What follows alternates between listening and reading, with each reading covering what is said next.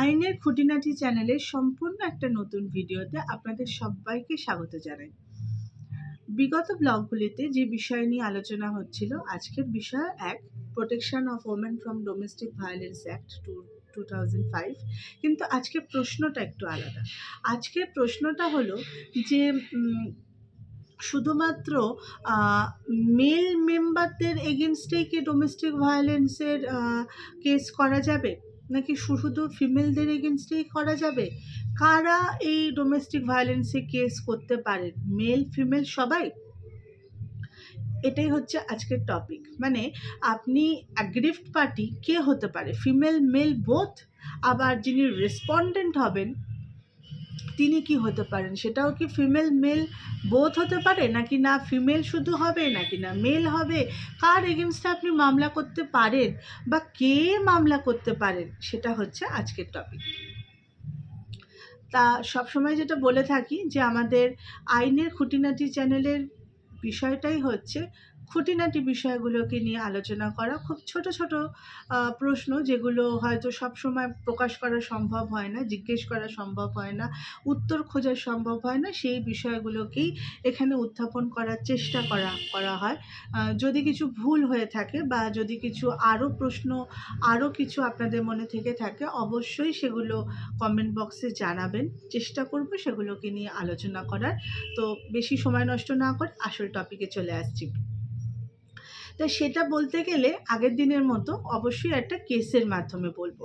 সেই কেসটা হচ্ছে হীরালাল পি হারসোনা অ্যান্ড আদার্স ভার্সেস কুসুন নারো হান্দাস হাসোনা অ্যান্ড আদার্স। এটা 2016 সালে কেসটা হয়েছিল।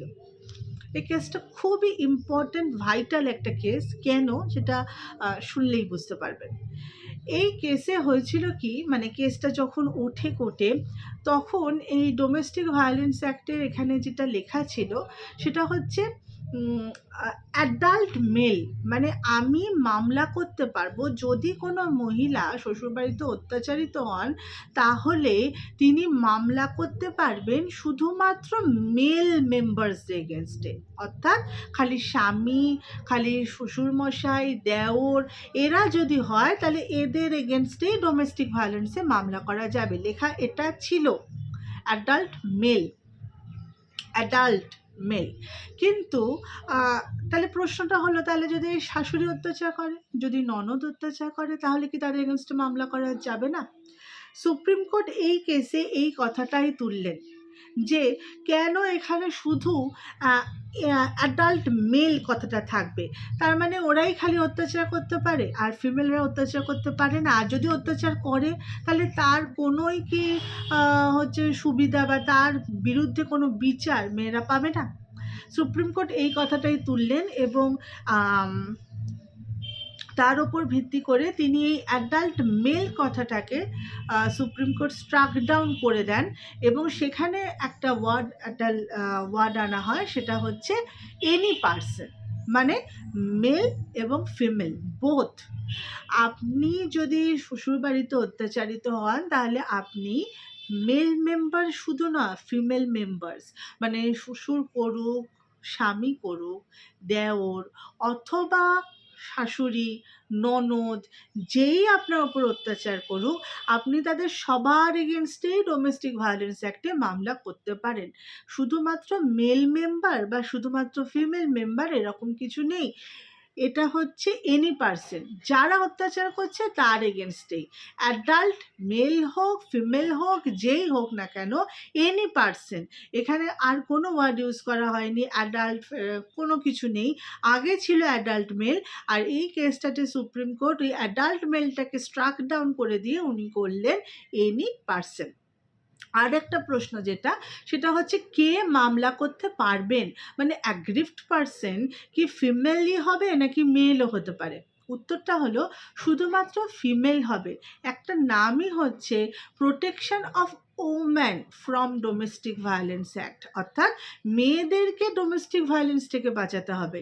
তাহলে সেক্ষেত্রে শুধুমাত্র মেয়েরাই মানে ফিমেলরাই কিন্তু কেস ফাইল করতে পারেন। কিন্তু আগেই যেটা বলেছিলাম যে অ্যাগ্রিভড পার্টি নিজে না যেতে পারলে তার রিলেটিভ মানে তার আত্মীয় একদম রিলেটিভ যে সে গিয়ে হয়তো অ্যাপ্লিকেশনটা করতে পারেন, কিন্তু যা অ্যাগ্রিভড পার্টিকে অবশ্যই ফিমেল হতে হবে। আর রেসপন্ডেন্ট যে মানে যার এগেনস্টে আপনি মামলা করবেন তাকে এনি পার্সন হতে পারে, সেটা ফিমেলও হতে পারে সেটা মেলও হতে পারে। আশা করি বোঝাতে পারলাম। আজকের মতো এইটুকুই। পরের দিন আবার নতুন কোনো ছোটোখাটো খুঁটিনাটি প্রশ্ন নিয়ে আসব। যদি ভালো লেগে থাকে তাহলে অবশ্যই লাইক করে দেবেন।